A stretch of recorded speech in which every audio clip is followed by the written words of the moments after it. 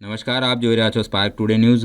સંકલનની બેઠકમાં સિનિયર ધારાસભ્ય યોગેશ પટેલ દ્વારા આરોગ્ય ખાતા પર સવાલો ઉઠાવવામાં આવ્યા હતા. પાલિકાની ખોરાક શાખા પર માંજલપુરના ધારાસભ્ય યોગેશ પટેલ દ્વારા સવાલો ઉઠાવવામાં આવ્યા છે કે ખોરાક શાખા માત્ર સેમ્પલ જ લે છે. મારી રજૂઆત બાદ પણ કોઈ ભેળસેળિયાની દુકાનને સીલ નથી કરાઈ અને દંડ પણ નથી થયું તેમ યોગેશ પટેલ દ્વારા જણાવવામાં આવ્યું હતું. બે સંકલન પહેલા ભેળસેળ બાબતે આરોગ્ય અધિકારીએ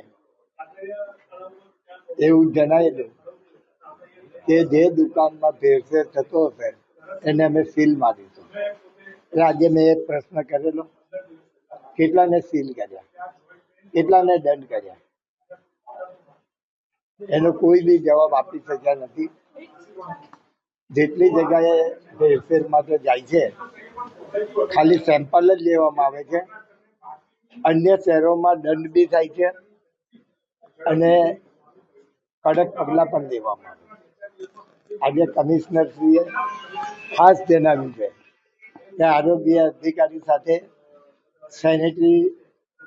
સેનેટરી ડિપાર્ટમેન્ટનો જે બી હોય હેડ એને સાથે લઈ જવો અને કડકમાં કડક સૂચના આપવી અને આવી જે પણ દુકાનો વારંવાર જે ભેળસેળ કરે છે એને સીલ કરવી. એટલે અત્યાર સુધી જે ધારાકામાં ઉત્તરાયણનો તહેવાર ગયો, ડિપાર્ટમેન્ટે ઘણી જગ્યાએ સેમ્પલો લીધા પણ ખાલી સેમ્પલ લેવાનું જ કામ થાય છે, કોઈ જગ્યાએ કાર્યવાહી થતી નથી.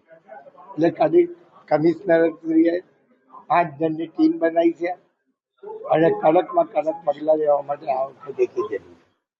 બીજા તો અન્ય પ્રશ્ન અમારા જે છે કે કોઈ જગ્યાએ રોડ ખોલવાના હોય, કોઈ જગ્યાએ રોડ બનાવવાના હોય, એ સર્કલ નાનું કરવાનું હોય, આ બધા પ્રશ્નો જે રૂટિનના છે એ પ્રશ્નો બાબતે ચર્ચા